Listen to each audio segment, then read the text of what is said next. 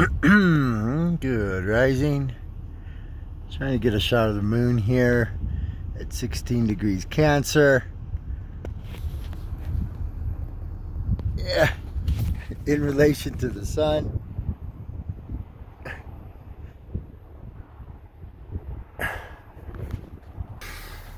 All right, well, not quite. So, we still got some hours. Let's see. So wait, where's the... hopefully this gets to your... my video gets to your eyes before the day, before that moon sets on the horizon, the western horizon. But you can kind of see the visual that the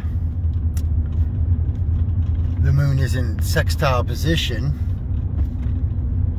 60-degree angle between the sun and the moon, which is a Venus aspect, and is most associated with opportunity. So, and this is an aspect of, as long as you put forth the effort, energy, then it flows. Whereas like the trine, the 120, pretty much nothing has to happen on your part for things to flow that way.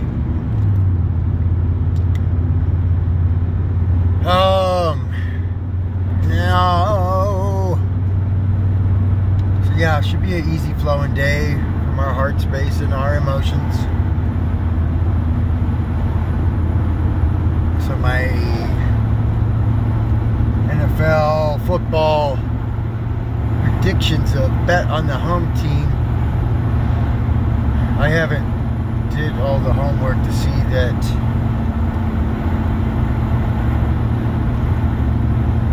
I do feel the home teams fared better, but there was a lot of upsets in the last moments of the game where the visiting team came out with the victory.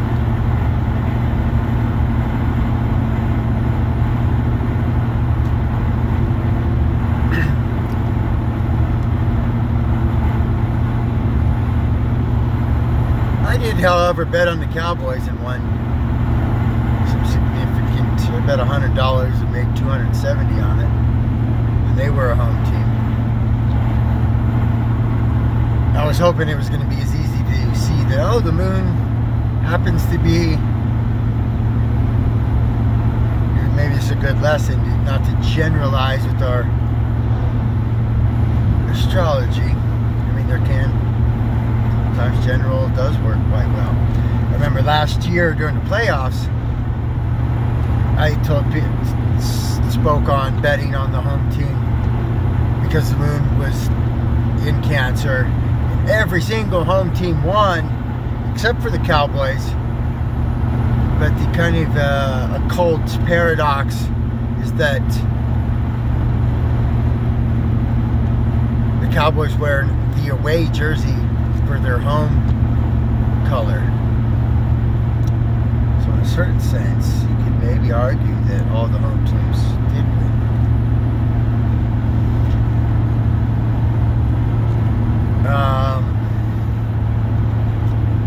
Now perhaps that Venus trine to Uranus, which was like 16 degrees Virgo to 18 degrees Taurus, maybe had its role.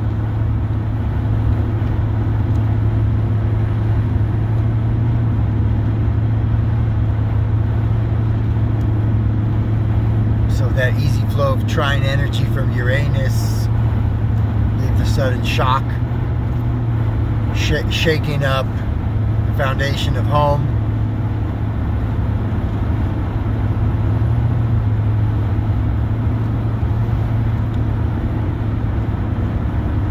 When I break down an individual game, I do like to try to get into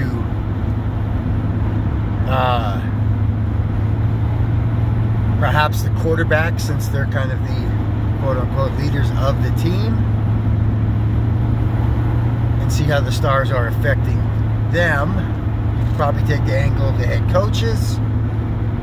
Can be hard to take the energy of the chart of a team.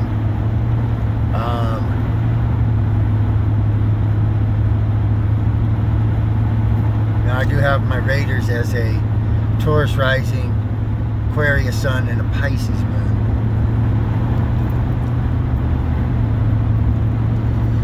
But the quarterback is an Aries. And Aries energy is probably having a hard time being exalted in these times now that Mars is in shadow.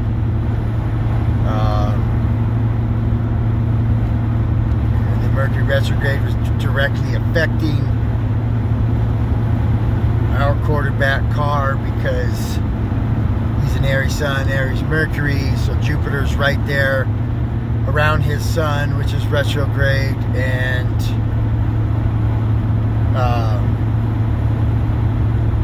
yeah, the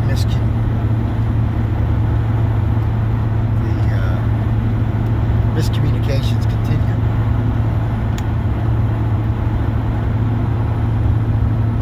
And I believe, yeah, actually Carr has a Mars in Gemini,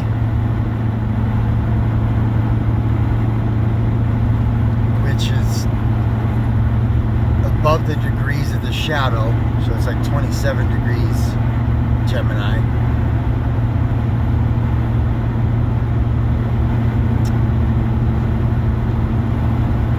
So not quite as personal as it could be for him.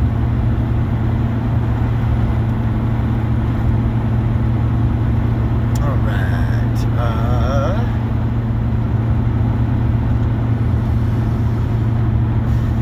days left of summer.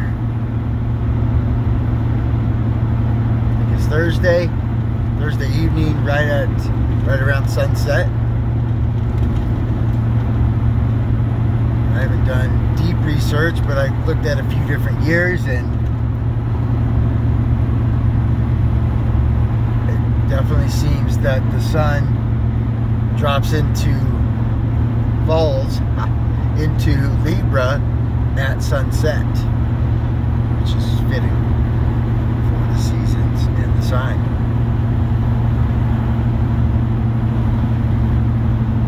You can see it's kind of the metaphorical death of the sun.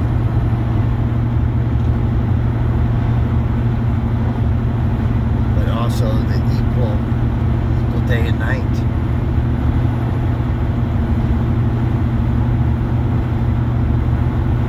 Perhaps the dying of the sun, but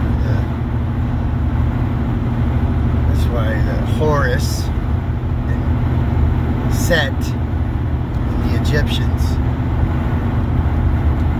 the Horus being the sun and the rise of the sun, and then Set was his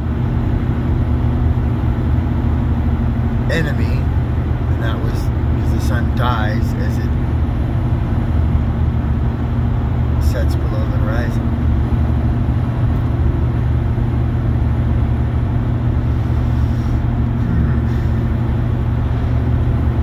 I've actually thought about that being an issue in my chart.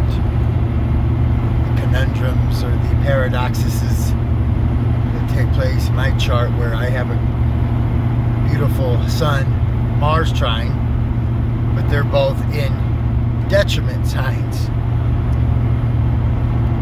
And the sun's my ruling planet, so you know, it kind of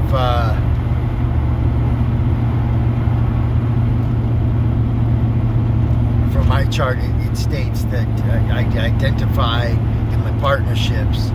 So if those aren't well, then I'm not well. All right.